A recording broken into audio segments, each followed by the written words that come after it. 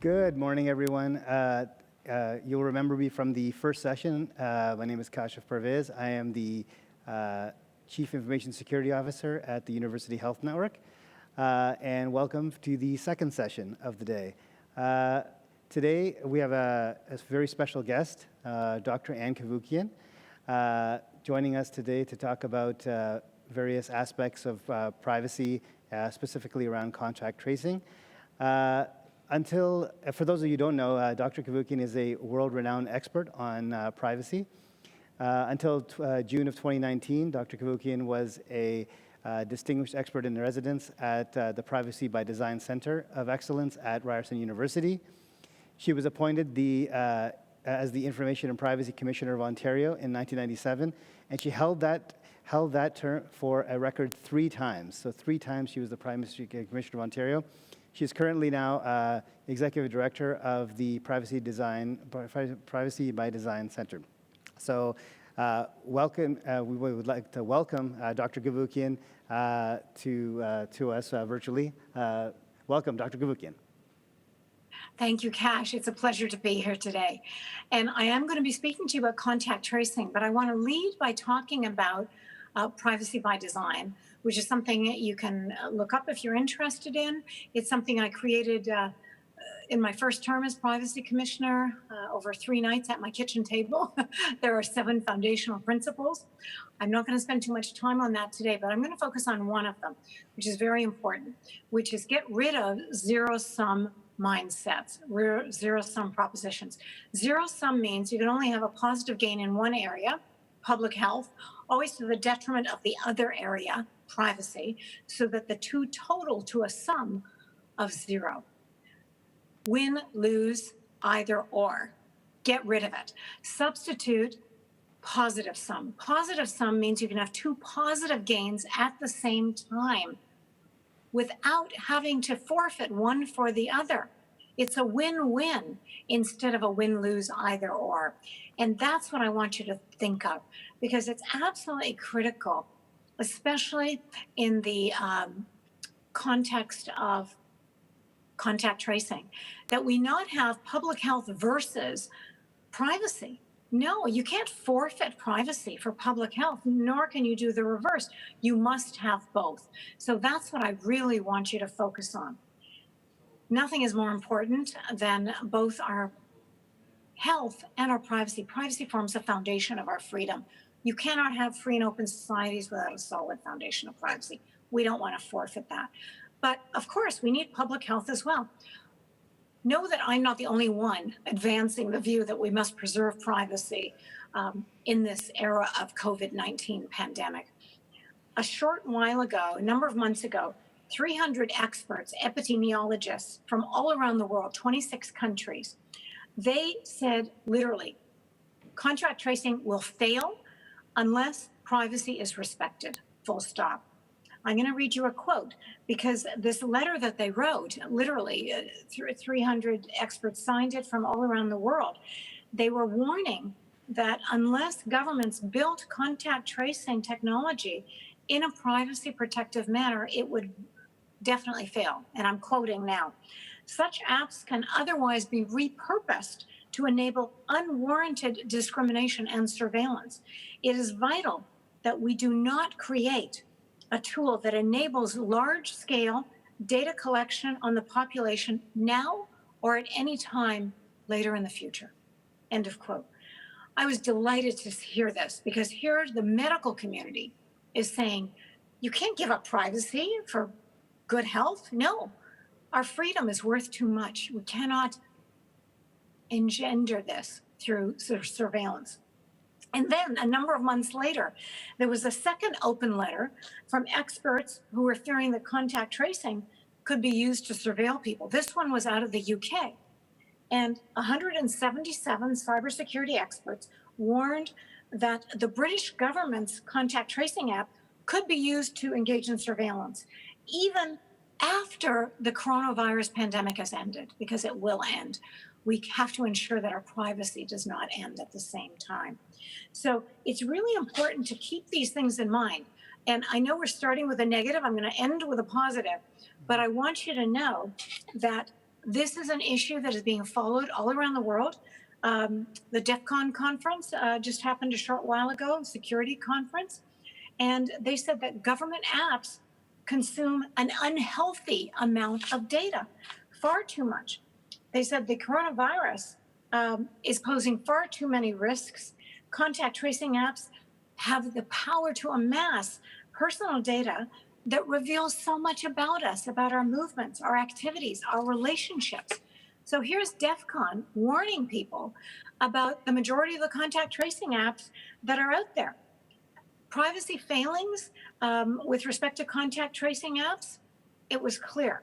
They said the apps have a tendency to collect far more personal information than they need. And this data hungry mindset isn't how governments should be approaching contact tracing and apps intended to deliver contact tracing methodologies. So I want to focus on that today because a number of countries have already introduced apps like this that have changed. So there's, I think, 136 apps that are out there, and a lot of them have privacy invasive methodologies. They collect far too much information. They collect contact geolocation data, completely unacceptable. And a number of countries that started with that have had to get rid of it and change to a much more privacy protective methodology. So in Norway, the UK, Australia, Alberta here in Canada, all of these have changed recently. And I'm going to focus on Norway, but you have to be clear.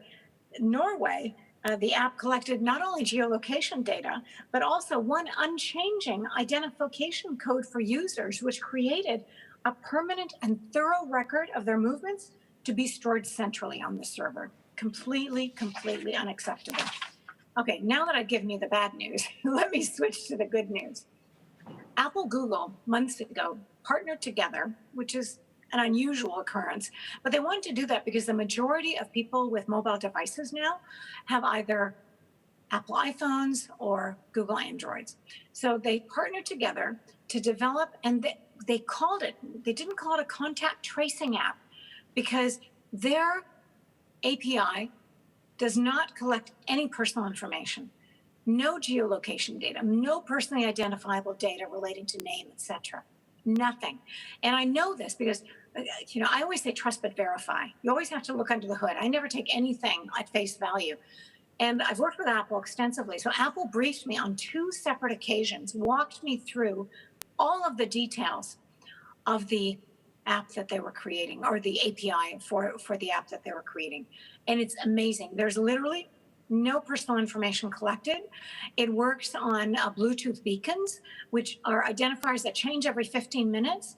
And they've called it an exposure notification API, not contact tracing, because they wanted people not to think that they're being traced or tracked or surveilled. No, it's the opposite. It will alert you. First of all, you choose voluntarily to download this app, and then it will notify you if you've been exposed to someone who has self-reported as being COVID-19 positive. So if your Bluetooth beacons change every 15 minutes, so there's no one identifier that can be linked to you, and it will alert you if you're within 6 feet or 2 meters of someone who is COVID-19 positive. And then you can decide what to do. You can go to your family doctor, you can go to a public health authority, you can go to a testing facility. It's all in your hands. You see, privacy is all about control, personal control relating to the uses of your personal information. And with this, you're in total control. You decide how to proceed. It's amazing. In fact, Apple actually banned, I've never heard them use that term before.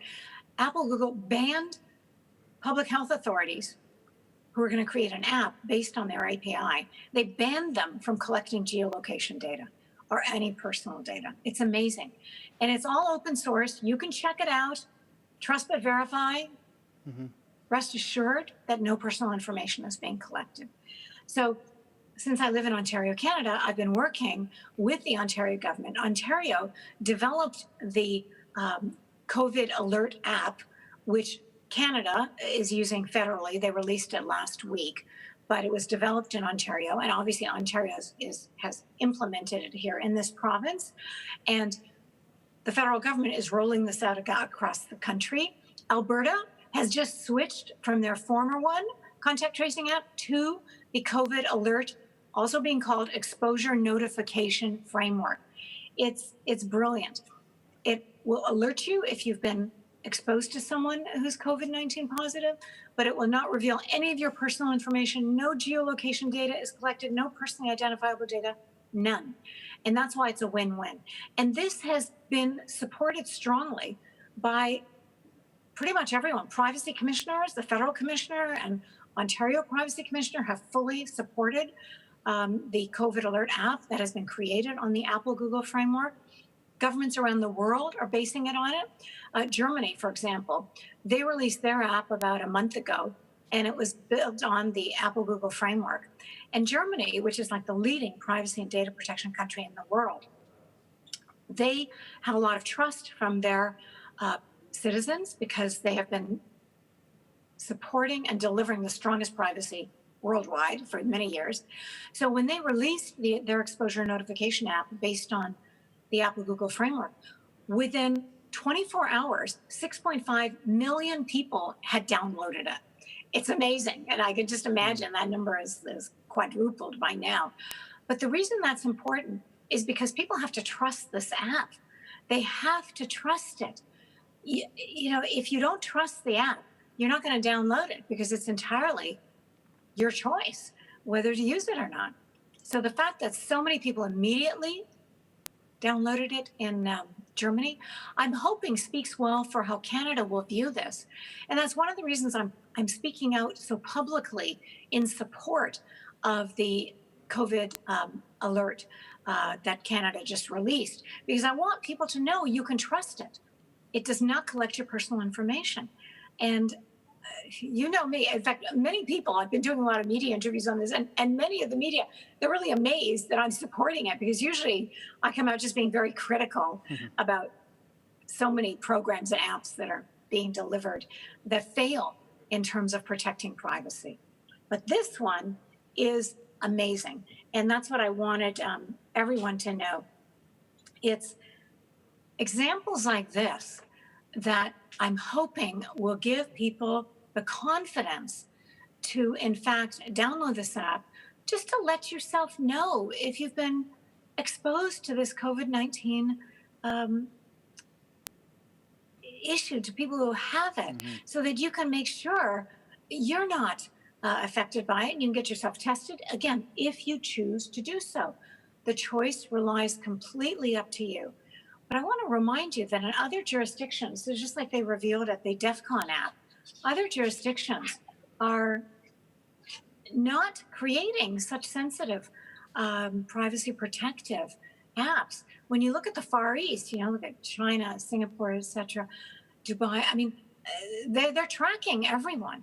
And the last thing we want is for our health information to be tracked and for this to continue well after the pandemic is over. See, that's what you have to understand. I've been in this business a long time, well over 20 years. And people always, you know, it's privacy versus terrorism when there's some terrorist attack and people forgot about privacy. But the Terrorist Act passes and we move on. We have to ensure that our freedom is never jeopardized and that our privacy always remains intact. And this pandemic will end at some point in the future. We can't forfeit our privacy for that. And that's what's critical. Now, when I talked to Apple, they made it very clear that their Apple Google framework right now in the COVID Alert app, it's intended to complement existing manual tracing, that contact tracing that has been done by public health authorities for many, many years. If you go to a public health authority and you test positive for COVID-19, the first thing they'll ask you is, who are your contacts? Who have you seen in the last couple of days, family and friends? Just to be able to notify them that, you know, this may be a problem. And we have to make sure that this doesn't continue and you get tested, things like that. So manual contact tracing is nothing new. And Apple and Google intended their app to complement manual tracing. But again, manual contact tracing by public health authorities can be done in a variety of ways, and best that you do it in a privacy protective way. So I want to tell you about a new amazing tool. It's called EpiTrace Sentinel, and it's a new Canadian tool made exclusively for the use of public health authorities to support professional, secure manual contact tracing efforts. And this is the cornerstone of effectively minimizing, the spread of COVID-19. And it's amazing. It uses artificial intelligence to augment, not replace, the ability of public health authorities who are engaged in identifying and locating people that may have been exposed to COVID-19. EpiTrace Sentinel and any data that it collects are managed only by the public health authority within their community. No data is collected or stored by any commercial organizations. And the data is collected and stored immediately under a random alphanumeric identifier, which is automatically generated by the system. So it's not any personal identifiers like your OHIP number, your SIN number, no number that can be linked to you as an individual.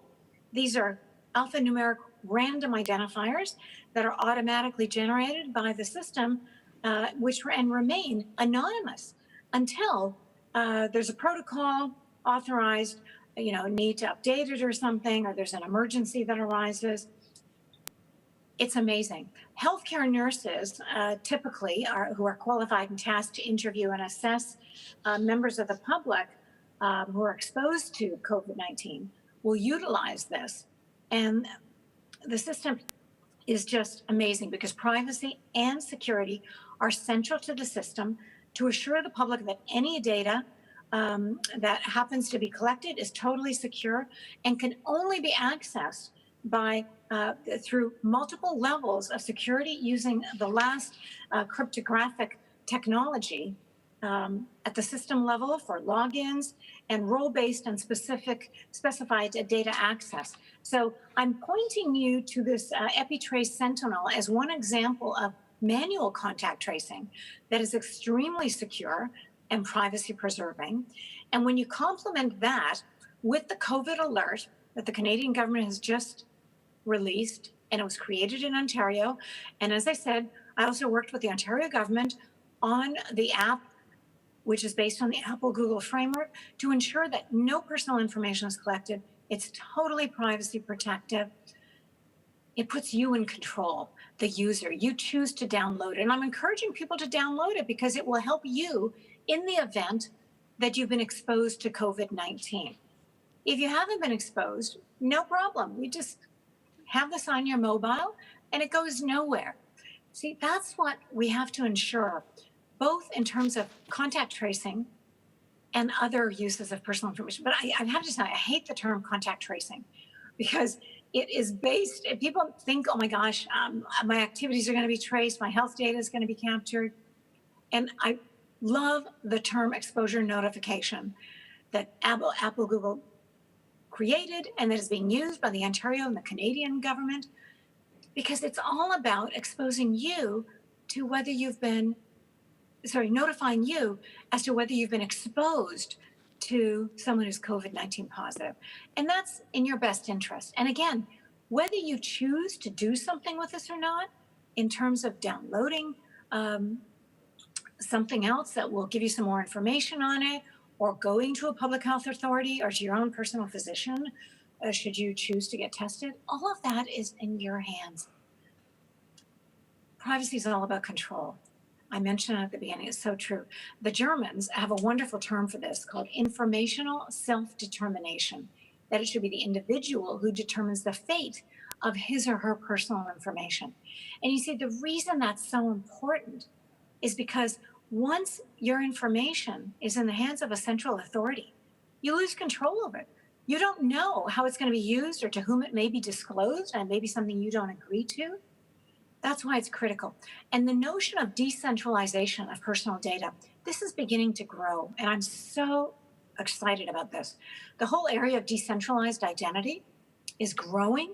There's a decentralized identity foundation, and Microsoft is one of the groups that is working on creating decentralized identity, where your personally identifiable information can reside in a secure enclave in the cloud, and only you would be able to release it or disclose it. There's so many things that are being created out there. That's why I don't want people to give up on privacy. That's what I find is the unfortunate aftermath of a pandemic or some health crisis or terrorism crisis, something. It's presented to people as if you have no choice. Well, you have to give up on your privacy because you want to protect your health, of course. Of course, you want to protect your health. And you don't have to forfeit your privacy in order to do it. That's the messaging I want to put out there big time, that it's not an either or win-lose proposition. Get rid of that zero-sum mindset. You can have privacy and good health, and public health authorities using privacy protective apps, and even manual contact tracing using EpiTrace Sentinels as an example of a very privacy protective tracing app. So you don't have to give up on privacy ever. We can devise everything through privacy by design in a way that is privacy protective, respects your privacy, and delivers on the intended functionality. Of course, we want to preserve our health. We want to ensure that we're not COVID-19 positive, and you can do so by downloading the COVID Alert exposure notification app. It's readily available. Go take a look at it, develop a comfort level with it. You have to decide. It's your decision. Remember, informational and self-determination. It's up to you how you choose to proceed with this information. But I don't want you to think that contact tracing means you have to give up privacy. No. And please challenge others who have that view. See, one of the problems is whenever we're in a fear mode, people are very scared. They're afraid, of course, of being infected with COVID-19. I totally understand that.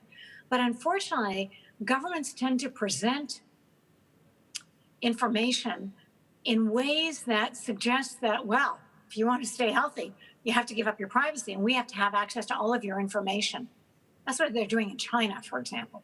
No, we're not doing that here. You do not have to give up your information to be safe in terms of COVID-19 or anything else. And our Canadian government, our Ontario government, has created this amazing contact tracing app to preserve your privacy and notify you if you've been exposed.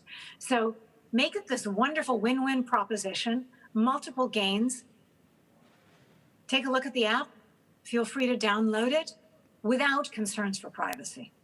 Thank you very much, and I wish you all the best and the best of health. Thank you. Thank you very much, Anne.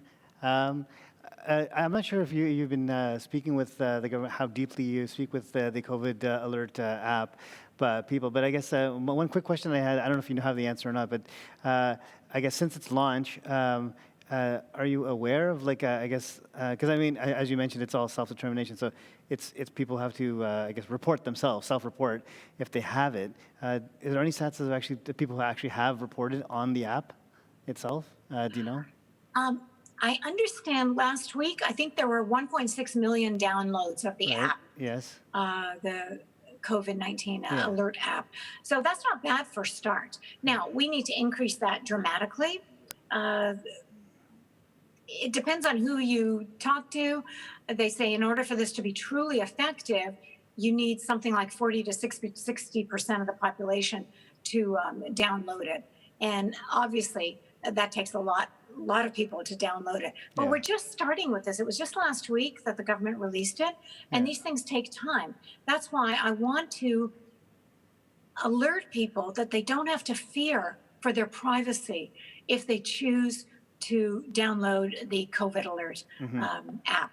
And that's the biggest thing, because you see, if you have trust, then more people will download the app. Unfortunately, there's such a trust deficit right now. It's just staggering. And That's the problem, that many people may choose not to download it because they're afraid that the government is going to access their health information. And certainly in other jurisdictions around the world, that has happened. So I understand that. But the fact that so many countries are now changing to using the Apple Google notification exposure, that should hopefully grow trust in the population here in Canada. As I said, Norway, the UK, Australia, Alberta has just changed. So you're seeing shifts to this very privacy protective exposure notification app. I'm hoping the numbers will increase in terms of downloads as a result. Yeah, I was reading, I guess maybe it was you're probably aware as well, in the news the other day, they had said some, I guess, groups out there were stating that, I guess this is only created for Apple and Google, like people with the latest kind of smartphones at certain levels, and that it leaves out some marginalized communities, et cetera, and that sort of thing. So I know it's not a privacy thing. It's something completely different. It's a socioeconomic thing. No, it's true, and it's true, and it's a legitimate concern. I just, my only comment on that is this thing isn't perfect. The COVID alert is far from perfect, as most things are. And they're doing the best they can. The government should address those issues. But in terms of the COVID alert, if you do have an Apple iPhone or a Google Android, then please take a look to see if you can download it and go from there. But again, it has to be your decision. So I just encourage you to consider doing that. That's all. No, this has been fascinating. Thank you so much for coming on. It's been great. And for those of you who are watching online, Dr. Cavoukian is a world-renowned privacy expert. I personally am a big fan too, because I've watched from afar as well. So thank you so much for your time, and we do appreciate it. My pleasure, Cash. Thank you. I've really enjoyed this. Yes, wonderful. Are there any? I'm not sure if there's any questions. I don't see any on the screen. No. All right, then I think we're good. Then so we can wrap up. Thank you again for everyone for joining online, and thank you once again to Dr. Cavoukian. Great. My pleasure. Thank you.